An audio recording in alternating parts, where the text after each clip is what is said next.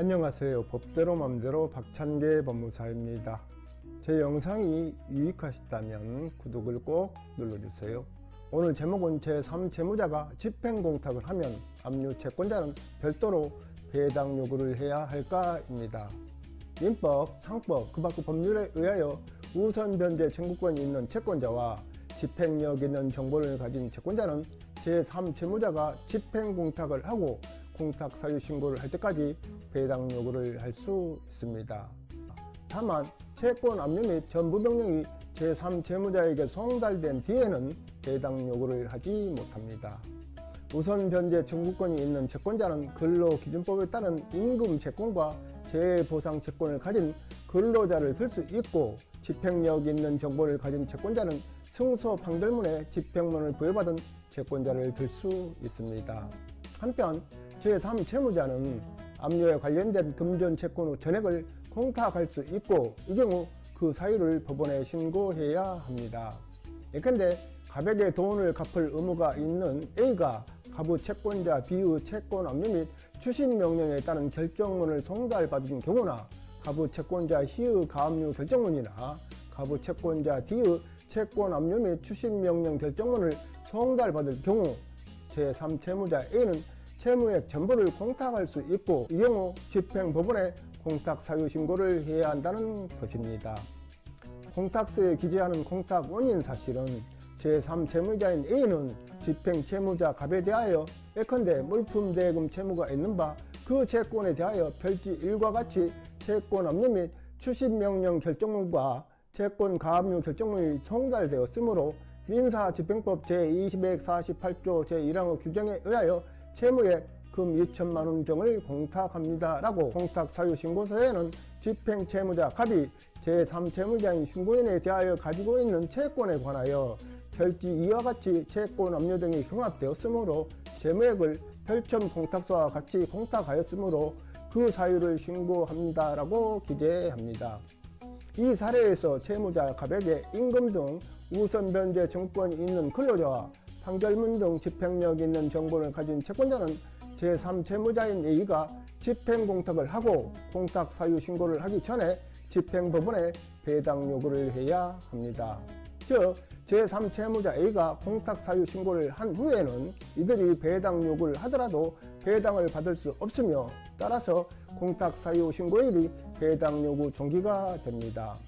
그러나 임금 등 우선 변제권이 있는 근로자와 판결문 등 집행력 있는 정보를 가진 채권자는 채무자 가구 채무자, 즉 제3채무자 A에 대한 채권이 가압류나 압류된 사실을 사실상 알 수 없고, 따라서 제3채무자인 A가 집행공탁을 하고 공탁 사유 신고를 하기 전까지 배당 요구를 하는 경우는 흔하지 않습니다.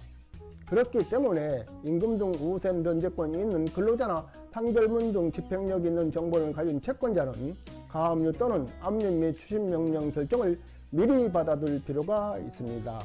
이는 법원으로부터 가압류나 압류 및 추심 명령 결정을 받은 채권자는 별도로 배당 요구를 하지 않아도 배당 절차에서 배당을 받을 수 있기 때문입니다. 그러나 공탁 사유 신고일 이후에 가압류나 압류 및 추심 명령 결정을 받은 채권자는 배당 요구를 하더라도 배당을 받을 수 없습니다. 그렇다면 채권자가 이러한 가압류나 압류 및 추심 명령 결정을 받고 그 결정문이 제3채무자에게 송달되었음에도 불구하고 제3채무자가 이러한 가압류나 압류 채권자 및 그 채권에 관한 사항을 기재하지 않고 누락한 채 집행공탁과 공탁 사유 신고를 하였다면 이들은 배당을 받을 수 없는지 문제됩니다. 나 근로씨는 2009년 3월 25일 관할 법원으로부터 주식회사 폼나네에 대한 임금 및 퇴직금을 피보존 권리로 하여 폼나네가 주식회사 상국건설에 대하여 가지는 홍사대금 채권에 대하여 가압류 결정을 받았습니다. 그 후 나 근로씨는 폼나네를 피고로 하여 관할 법원에 임금 청구 소송을 제기하고 승소 판결을 받은 후 이 판결은 2009년 7월 15일 확정되었고, C는 2009년 7월 23일 관할 법원으로부터 이 확정 판결을 집행 권한으로 하여 청구 금액을 2,800만원으로 하는 가압류를 본압류로 이전하는 채권 압류 및 추심 명령을 받았으며, 이는 2009년 7월 27일 제3채무자인 상국건설에 송달되었습니다. 디어 나 씨는 2009년 12월 22일 다시 이 확정 판결을 집행본원으로 하여 청구 금액을 1,200만 원으로 가압류를 도납류로 이전하는 채권 압류 및 추심 명령을 받았고, 이 또한 2009년 10월 26일 제3채무자인 상진건설에 송달되었습니다. 그러자 제3채무자 상진건설은 험난해의 공사대금 채권에 관하여 압류 경합 등을 이유로 2011년 3월 11일 1억 원을 집행공탁하고 같은 날 그 사유를 법원에 신고하면서 공탁 사유 신고서에 나 근로시의 두 번째 채권 압류 및 추심 명령만을 기재하고 첫 번째 채권 압류 및 추심 명령은 기재하지 않았습니다. 배당 절차에서 나 근로시는 2011년 5월 27일 배당 법원에 첫 번째와 두 번째의 가압류 및 추심 명령에 따른 채권액 합계 4천만 원을 기재한 채권 계산서를 제출하였습니다. 배당 법원은 2011년 5월 30일 배당 기일에서 1순위로 임금 채권자인 나 근로시의 첫 번째 채권 압류 및 추심 명령에 따른 채권액 2,800만 원을 제외하고 두 번째 채권 압류 및 추심 명령에 따른 채권액 1,200만 원, 2순위로 근로복지공단액 1,400만 원, 3순위로 다른 채권 압류 및 추심권자인 D와 F에게 안분 배당하는 배당표를 작성하였습니다. 그러자 나 근로시는 배당표에서 배제된 첫 번째 채권 압류 및 추심 명령에 따른 채권액 1,400만 원이 D와 F에게 과다 배당되었다고 주장하면서 배당표에 대한 이의를 하고 일주일 이내에 배당 이의소를 제기하였습니다. 이에 대하여 제1심과 제2심은 나 근로시가 공탁 사유 신고일인 2011년 3월 11일 이전에 첫 번째 압류 및 추심 명령을 신청하여 2009년 7월 27일 제3채무자 상국건설에게 송달되었다고 하더라도 배당 요구 종기인 공탁 사유 신고일까지 배당 요구를 하지 않았을 뿐만 아니라 나 씨의 첫 번째 압류 및 추심 명령 신청이 있었음을 배당 법원이 알았다고 볼 수 없다는 이유로 나 씨의 청구를 기각하였습니다.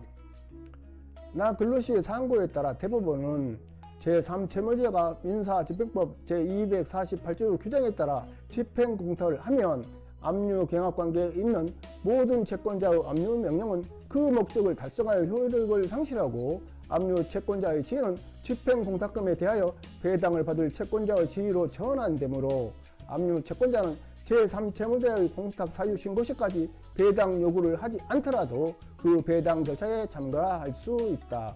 따라서 압류가 경합된 상태에서 제3채무자가 집행공탁을 하여 사유 신고를 하면서 경합된 압류 중 일부에 관한 기재를 누락하였다 하더라도 달리 볼 것은 아니며, 그 이루어진 공탁금에 대한 배당 절차에서 기재가 누락된 압류 집행 채권이 배당에서 제외된 경우에 그 압류 채권자는 과다 배당을 받게 된 다른 압류 채권자 등을 상대로 배당 이의소를 제기하여 배당 표유 경정을 구할 수 있다고 하면서 원심 판결을 파기환송하였습니다.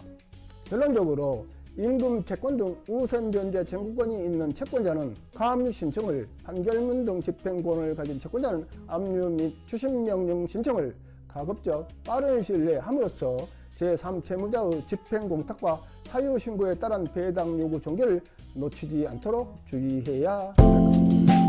오늘은 여기까지입니다.